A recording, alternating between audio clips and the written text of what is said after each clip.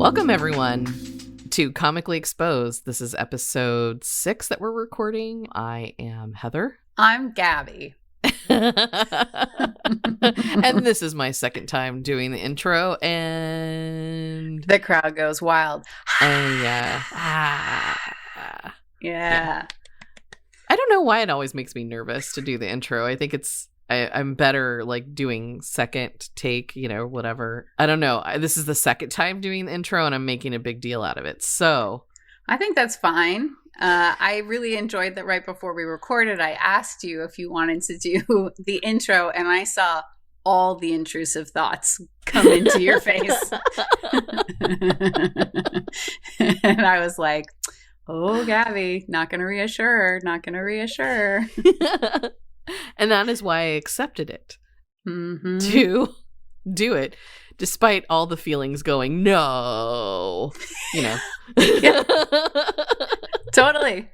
So this is because we are like fairly far in our OCD battle, recovery, whatever you want to call it, because one of the things that OCD does is reassurance seeking behavior is very common, right? Yeah. And I don't know if we've talked about it before, but my therapist says once is assurance, twice or more is reassurance. Yeah. So when you are a friend or family, loved one of somebody with OCD, it can be very hard not to tell them, hey, everything's going to be okay. Hey, your fear of, running over bunny rabbits in the middle of the night with a car that you stole is not going to happen.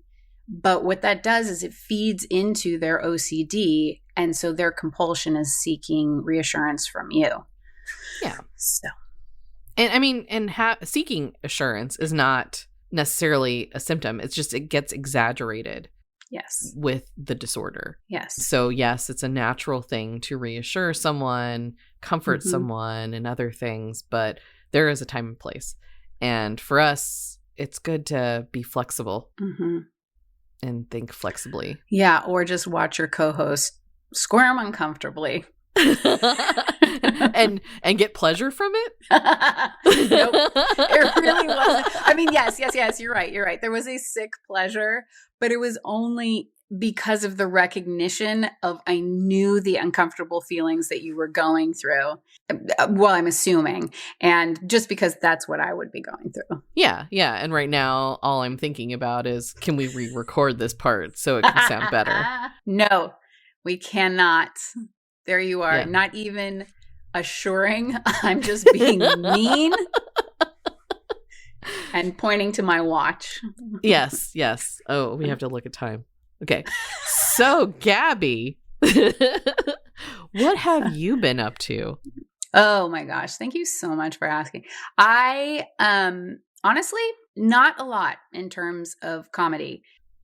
Oh, except for the one big thing that maybe we should talk about. But I'm just going to say there was a bunch of stuff that I wanted to do that didn't come to fruition. I wanted to talk to you about doing a graphic for the Batshit podcast. I still want to do that. I still want to talk about the table read, bop.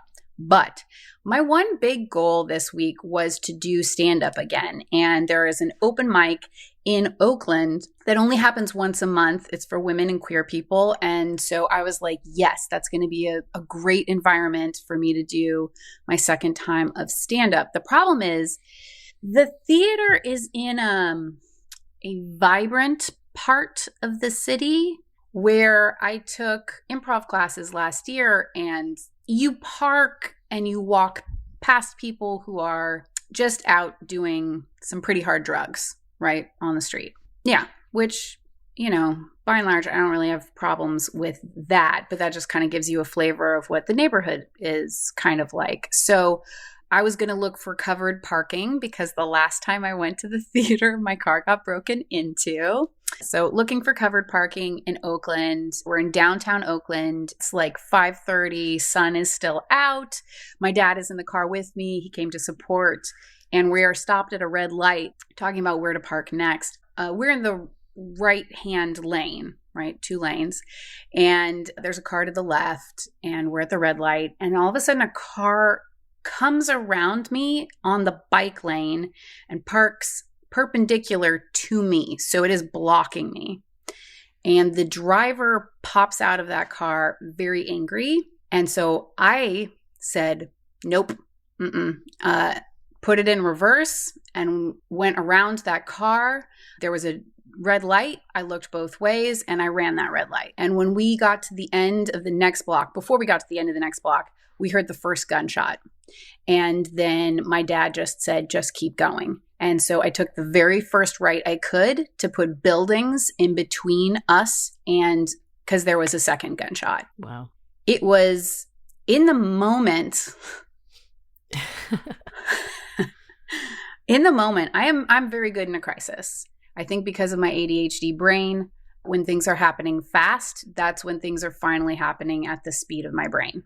Mm-hmm. So it was just like, as soon as I felt danger, as soon as that car, because at first I thought the car was just pulling in front of me to like try and make a left-hand turn from like the bike lane or something, because, you know, people are just wild.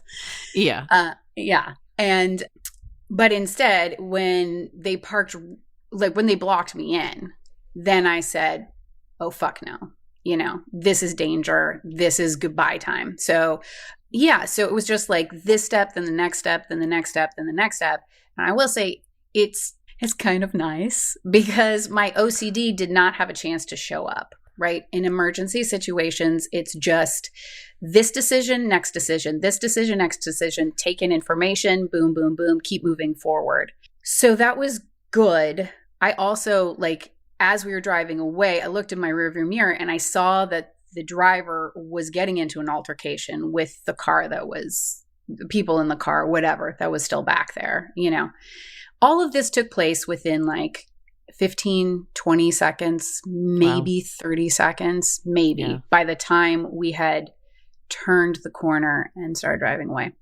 And my dad called 911 to report shots fired so that, you know, ambulance could be called or whatever. I did.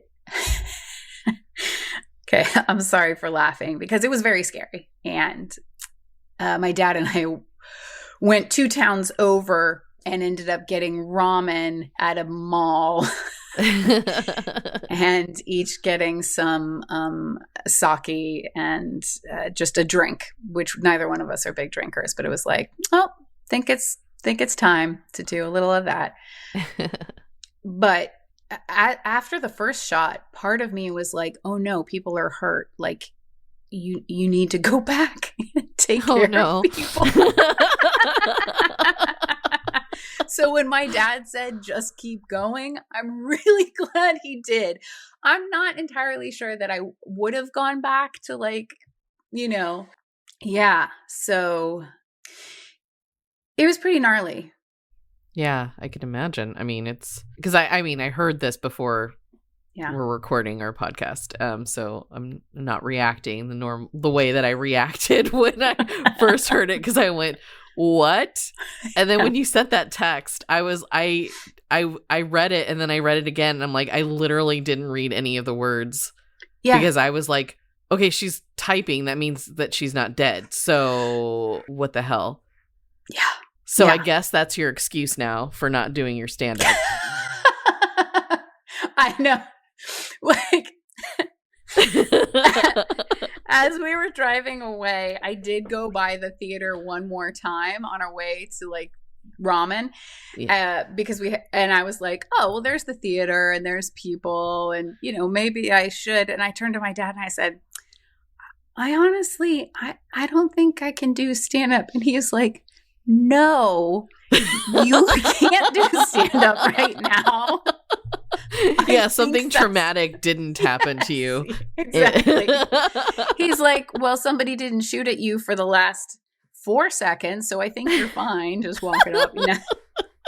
It was so intense. And yeah, and I, like, as soon as I got to the ramen place, I got a text from you and a text from Susan saying, like, break a leg. And so I was like, oh, I think I'm going to tell them what happened, because I didn't know how to respond and, you know, and pretend, you know? Yeah. So, and also thank you for letting me text you, because it did allow me to process a little bit, Yeah. Yeah, of course. Yeah. But yeah, it was real interesting, afterwards. It was like my dad and I would be like talking about it, and then kind of there would be a lull, and then we would make some very dark jokes because that's how my family digests the world and life and how we process things. The thing is, I love the city of Oakland so much, so much. And this isn't a joke, but one of the things that is kind of sticking with me is my dad and I both separately tried to go online to see if, the police wrote about it or a report or, I don't know what, just to see like what actually happened after we left, hoping that everybody is okay. Right. Mm-hmm. I searched and there were too many hits on the search engine for Oakland, for shootings, for shootings that had happened that day, that week, police shootings that had killed people, altercations. I mean, it was just like, I didn't know how to modify the search to isolate that incident. So, waka, waka, waka.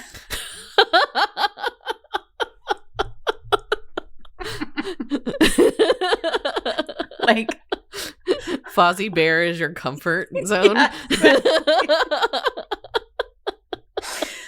Oh boy. But yeah, I definitely have like the first 3 minutes of my set, if I go back to that theater, I think is pretty.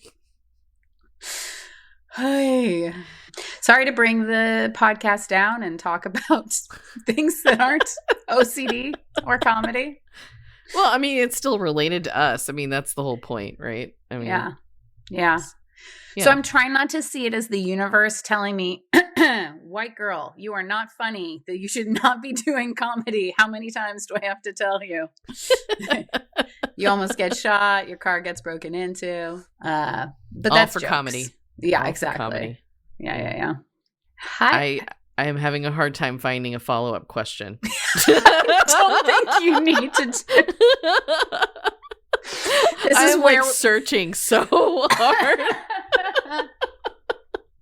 I feel like this is where our podcast turns into a true crime podcast. We abandon all of our hopes and dreams in comedy and just get we instantly like increase our popularity because people are, morbidly like really into murder podcasts. Yeah, I know, totally. Well, I'd like to give how about this? We'll close out on my piece with me giving myself props. Let's hear it for me being a woman who is constantly has her head on a swivel, trying to perceive danger, at all times. It's exhausting, but it paid off this time around. Yeah. My quick thinking and my ability to act in that moment that's it. And I hope the people who are involved, like I said, I hope they're okay. I hope they're not injured. Whew. Tough stuff. That is tough. It is. Yeah. So, but in other news, I started writing sketch, not based on this, based on just absolute silliness and nonsense, which is great because I haven't felt inspired to write a sketch for some time. So, comedy is pouring out of me whether I like it or not. Like sweat? Yeah. Yes. I was going to say other fluids, but let's leave it at sweat. Let's leave it at sweat. Yeah.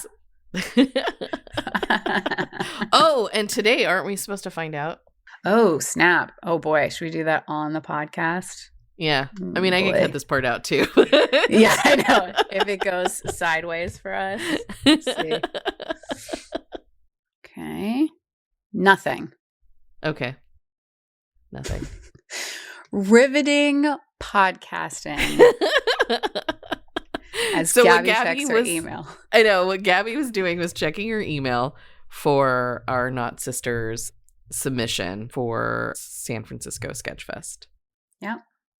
And they previously told us that they received way more, applicants than, so it's taking them longer to get back. But this was a date, November 1st, that they said that they would get back to people. So yeah, I checked once. That's assurance. I'm not checking again. But that does mean that my segment is done. And Heather, how have the past couple of weeks been going for you, comedically or altercationally? Mine wasn't as exciting as yours, I guess, if that's what you want to call that situation. Yeah. Because maybe I don't call it exciting. Maybe I call it traumatic or... I mean, all of the above. There was a certain thrill to it, sure. Yeah. I think I would have stayed home for 2 weeks. Yeah. Yeah. I'm trying to remember what I was supposed to do. I have written down a second draft of a humor piece. Oh, yeah. I've been working on my humor pieces, and I have class happening soon, and I'm prepping for that. I also have another humor piece that I'm writing that I wanted to revisit again and submit to other people that I don't know. So I'm going to submit to strangers and get their opinions on it, which is kind of exciting. I didn't get to work on my Doubt It script that much this week. I started it and then I ended up... Okay, so I'm going to admit something. I don't know if this was procrastination or helpful because I can see it both ways. And nobody can hear my head right now. So I need to say words. So I opened a program up that Adobe has. It's called Animate. In my past life, I think it was called Flash before. Oh, yeah, totally. Yeah, a while ago. I don't know. But I have built animations before using that iteration of the program. And so I decided, hey, I'm going to open it up. And what's great about Adobe right now is that they have tutorials, and I basically did a bunch of tutorials on how to animate because I am actively thinking about continuing doing my really stupid sketch series, like terrible animation sketch series. Oh God, that title's terrible. I mean, it literally has the word terrible in the title. Yeah. So yes. Yeah. That's probably not the title. That's just what I'm calling it. But I got excited. There's so much more stuff that you could do now that I didn't even know. And so my mind kind of got blown a little bit.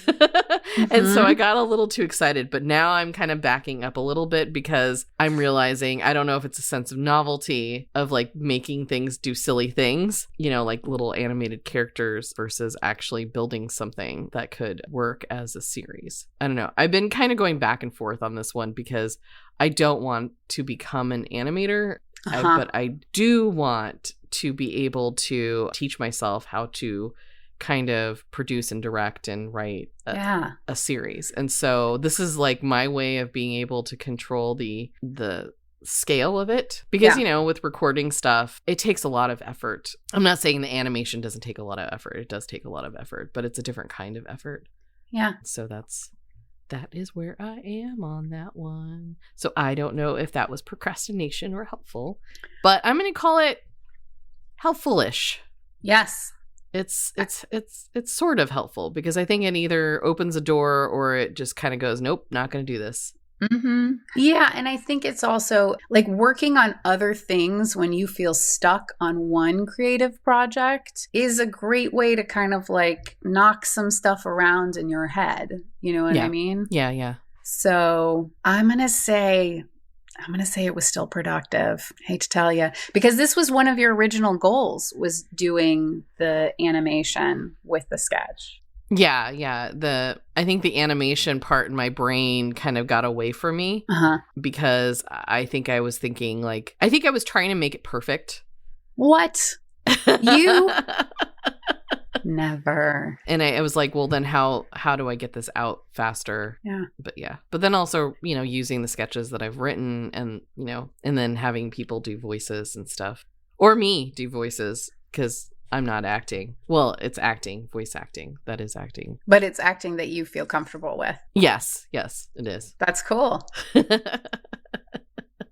That's very cool. What would you like to do over the next couple of weeks then? The next couple of weeks, I'm going to have my humor pieces done by then. I do really want to focus on Doubt It. I think that if I get it done and not distract myself by trying to produce another thing, I think that it will feel like it's moving forward. Because I think it's something that's kind of living in my brain, but not really living on paper at the moment. Or computer screen. I guess that's really where it lives.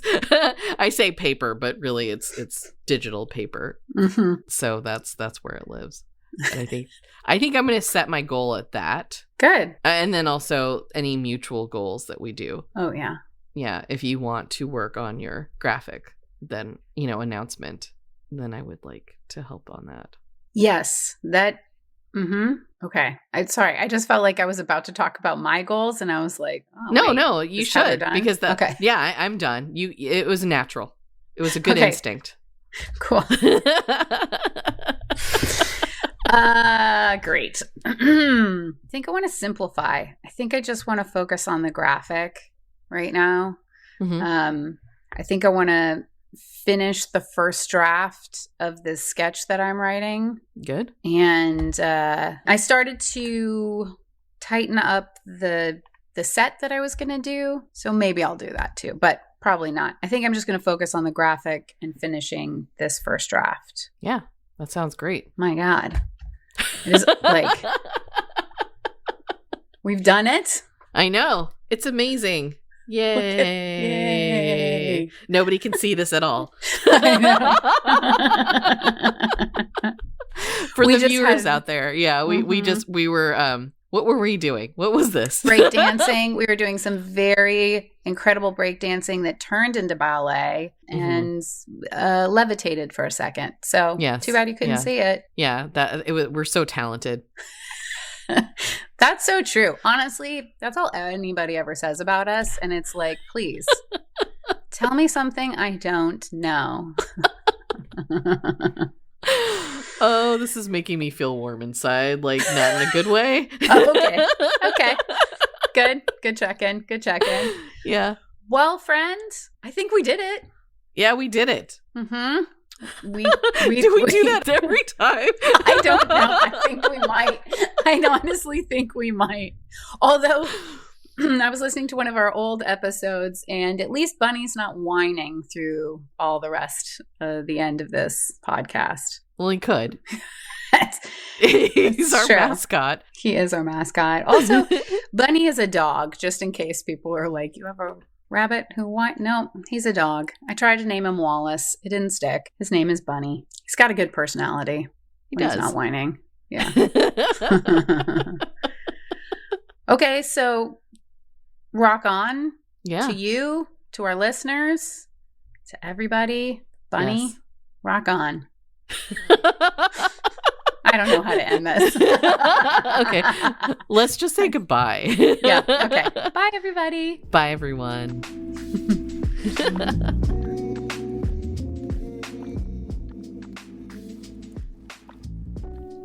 Welcome to the end of the show. This is Gabbie Blachman.